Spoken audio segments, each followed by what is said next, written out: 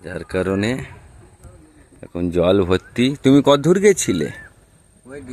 দিয়ে এই যে কুকুর একটা পার হয়ে যাচ্ছে এই ভরা জলে, ওই যাচ্ছে, ওই পার হয়ে যাচ্ছে। এরা খাই দাই করে আবার চলে যাবে ওপারে। হ্যাঁ হ্যাঁ, ওপার দিয়ে চলে যাচ্ছে, ওপার থেকে চলে এসছে। এরম দল দল আসে আবার চলে যায়। সেই ওপারে আমার গাড়ি দাঁড় করানো আছে।